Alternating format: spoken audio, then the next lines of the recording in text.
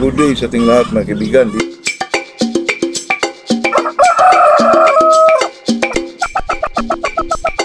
naman tayo sa ating channel na Mercado Official po.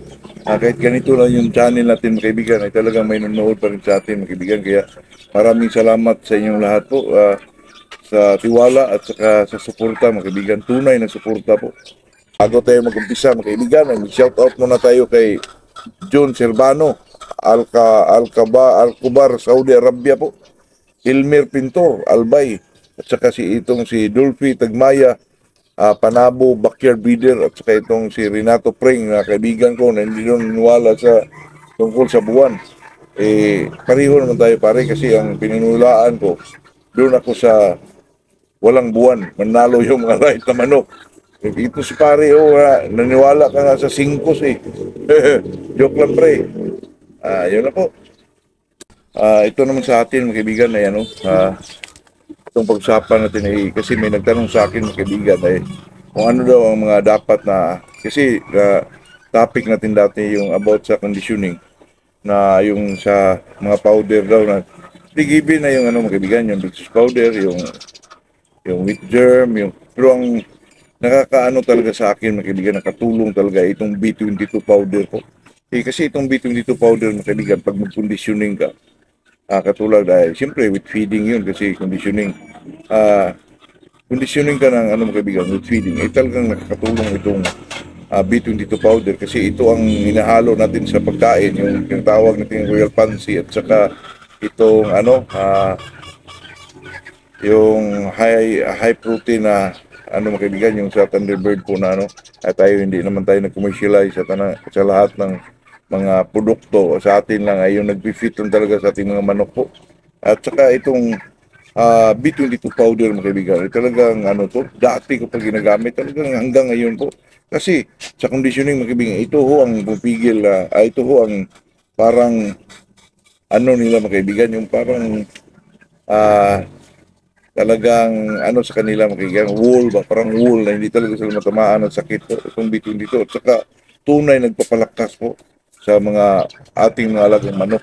Kaya kung magkondisyon ka mga kaibigan with feeding ay hindi talaga pwedeng walang B22 powder po kasi nasanayan ko na yan mga kaibigan dati pa kasi pag kasagsagan ng iyong conditioning ito ho ay talagang nagbigay ng lakas at saka tibay sa ating mga manok at saka pinipigilan ang sakit na makapasok sa kanila po.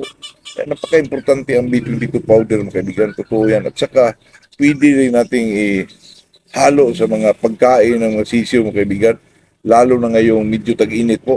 Siyempre basahin natin yung kanilang mga kinakain mga kaibigan ay talagang medyo lumiliksi yung mga sisiyo mga kaibigan. Talagang hanggang ngayon ginagamit ko po. Kasi ngayon hindi pa ako nagkondisyon ginagamit ko sa mga sisiyo ko mga kaibigan hanggang mag-edad na sila ng 1 month old mga kaibigan kasi yung sisiyo pa yung kinakain natin yung booster o pwede rin basahin mga kaibigan ko binabasa ko bata kasi kumakain din at saka mga kaibigan nakita ko na medyo mahirap silang matamaan ng sakit mga kaibigan dahil sa B22 powder. Totoo yan, hindi ho ako dito commercialize o hindi naman tayo dyan sa B22, hindi naman tayo endorser dyan. Tayo lang naman ay isang gumagamit sa produktong iyan. Talagang nakita kong napaka-effective po kasi yung nagtanong sa akin na ano ba yung mga powder, ito lang po kaibigan, itong B22 powder, isa po ito sa sangkap ng magkondisyon ka ng with feeding po. Di pwedeng wala ito sa 10 mga kaibigan, 10 manok ay isang kutsaritang B22 powder. Sa akin mga kaibigan, lang ako, talagang sa dulo lang ang kutsara mga kaibigan. Pero sa 10 ay isang kutsarita po. Yun ang natin sa B22 powder po. At saka itong nagsabi mga kaibigan na kung sa sisiw daw, pwede daw lagay kung mag-dry feeding ka. Hindi po, may hirapan po silang doon kasi sa lang yun. Hindi siya kumapit sa pagkain mga kaibigan. Maganda talaga yung binasa po. Ay lalo na ngayon na medyo mainit ang panahon, napaka-eksakto sa mga kinakain nilang binasa po kasi ang B22 talaga mga kaibigan, alam mo, talagang maganda yung balahibo nila. Mayroon din akong ibinigay mga kaibigan, yung bone, yung para sa sa sisiw din mga kaibigan. Yung ginagamit ko sa B22 din yung mga kaibigan, bone builder po. Ah, parang in-alternate ko sila mga kaibigan, yung bone builder at saka yung B22 powder. Napakaganda sa sisyo mga kaibigan. No, kita ko yung mga manok ko, yung mga ganyan, no, tingnan niyo po. 1 month na, tingnan yung kaibigan, naliksi. Ang ganda po ng mga balibo nila. Medyo ang manok lang ngayon mga kaibigan kasi medyo mainit, nag-feeder picking talaga sila kahit malaki yung ano nila magiging kulungan, yung brooder malaki. Talagang nag-anuhan po pa rin. Kaya inihiwalay ko yung babae ng kaibigan para medyo, kasi marami naman akong kulungan dyan sa brooder, marami akong brooder. Inihiwalay ko na yung babae sa ano mga kaibigan, sa lalaki po.